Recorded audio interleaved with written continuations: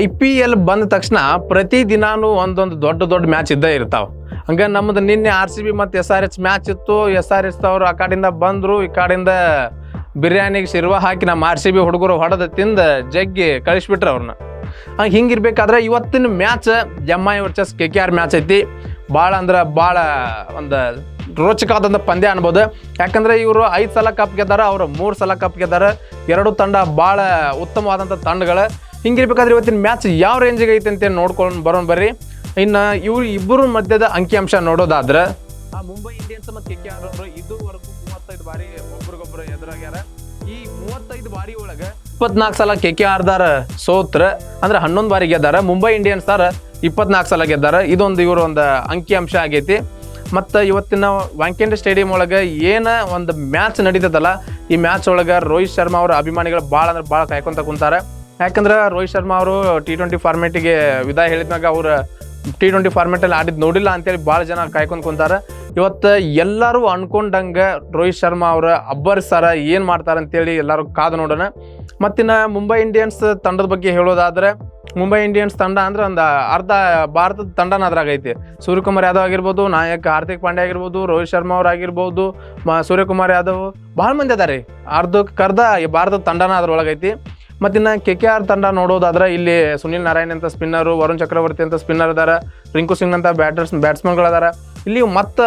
ಇಲ್ಲಿ ಇದು ತಂಡನ ಬೆಂಕಿ ಐತಿ. ಆದರೆ ಇಲ್ಲಿ ಒಂದಷ್ಟು ಮುಂಬೈ ಇಂಡಿಯನ್ಸ್ ಒಳಗೆ ಒಂದಿಬ್ಬರು ಫಾರಿನ್ ಪ್ಲೇಯರ್ಸ್ ಬರಲ್ಲ ಅಂತೇಳಿ ಒಂದು ಸುದ್ದಿ ಬಂದೈತಿ.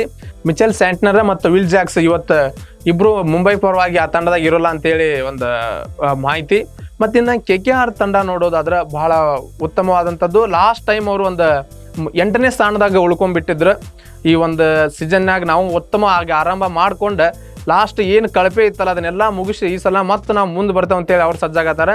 ಈ ಕಡೆ ಮುಂಬೈ ಇಂಡಿಯನ್ಸ್ ಅವರು ನಾವು 5 ಕಪ್ ಗೆದ್ದೀವಿ ಕರೆ, ಆದರೆ 5 ವರ್ಷದಿಂದ ಮತ್ತೆ ನಾವು ಕಪ್ ಗೆದ್ದಿಲ್ಲ, ನಾವು ಈ ಸಲನೂ ಕಪ್ ಗೆಲ್ತೀವಿ ಅಂತೇಳಿ ಅವರು ಭಾಳ ರೊಚ್ಚಿಗೆದ್ದು ನಿಂತಾರೆ. ಅದ್ರಾಗ 1ನೇ ಮ್ಯಾಚ್ನಿಂದ ಆರಂಭ ಮಾಡೋಕ್ಕಂತೇಳಿ ಕಾಯಾಕತ್ತಾರೆ.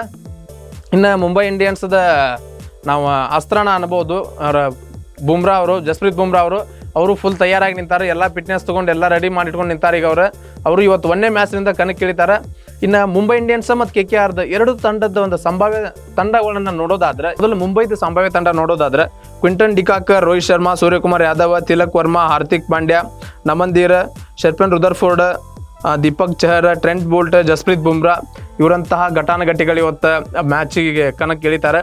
ಇನ್ನು ಕೋಲ್ಕತ್ತಾ ತಂಡದಾಗ ನೋಡೋದಾದ್ರೆ KKRನ ಸಂಭಾವ್ಯ ಟೀಮ್ ನೋಡೋದಾದ್ರೆ ನಾವು Ajinkya Rahane, Finn Allen, Krishna, Raghuvanshi, Cameron Green, Rinku Singh, Ramandeep Singh, Anukul Roy, Sunil Narayan, Varun Chakravarthy, Vaibhav Arora, ಮುಜರ್ವಾನಿ ಇವರಂಥ ಘಟಾನುಘಟಿಗಳು ಈ KKR ತಂಡದಾಗ ಹೋದಾರೆ. ಎರಡು ತಂಡ ನೋಡಿದ್ರೆ ಒಂದಷ್ಟು ಬ್ಯಾಲೆನ್ಸಿಂಗ್ ಆಗಿದಾವೆ. ಆದರೆ ಮುಂಬೈ ತಂಡ ಒಂದು ಸ್ವಲ್ಪ ಕೈ ಮೇಲೈತೆ ಅಂತ ಅನ್ನಿಸ್ತೈತಿ ನನಗೆ. ಮತ್ತು ನಿಮಗೇನು ಅನಿಸ್ತೈತಿ ಇವತ್ತಿನ ಮ್ಯಾಚ್ನಾಗ ಯಾರು ಗೆಲ್ತಾರೆ ಮತ್ತೊಳ್ಳಿ ಯಾರು ಹೈಯೆಸ್ಟ್ ಸ್ಕೋರ್ ಮಾಡ್ಬೋದು? ಎಲ್ಲರೂ ಏನು ರೋಹಿತ್ ಶರ್ಮಾ ಇಷ್ಟು ದಿನ ಕಾದು ಕುಂತಾರ, T20 ಆಡ್ದ ಭಾಳ ದಿನ ಆಗಿತ್ತು. ಈಗ ಅವರ ಒಂದು T20 ಬ್ಯಾಟಿಂಗ್ನ ನೋಡೋಕಂತೇಳಿ ಎಲ್ಲ ಅಭಿಮಾನಿಗಳು ಕಾದು ಕುಂತಾರೆ. ನಿರೀಕ್ಷೆ ಹೆಂಗೆ ಇವತ್ತು ರೋಹಿತ್ ಶರ್ಮಾ ಗ್ರೌಂಡ್ನ ಪ್ರತಿ ಮೂಲೆ ಒಳಗೂ ಅಬ್ಬರಿಸ್ತಾರೆ ಏನು ಅಂತೇಳಿ ಇವತ್ತು ರೋಹಿತ್ ಶರ್ಮಾ ಎಷ್ಟು ಹೊಡಿಬೋದು ಅಂತೇಳಿ ನಿಮಗೆ ಏನು ಅನಿಸ್ತೈತಿ ಕಮೆಂಟ್ ಮಾಡಿ ತಿಳಿಸ್ರಿ.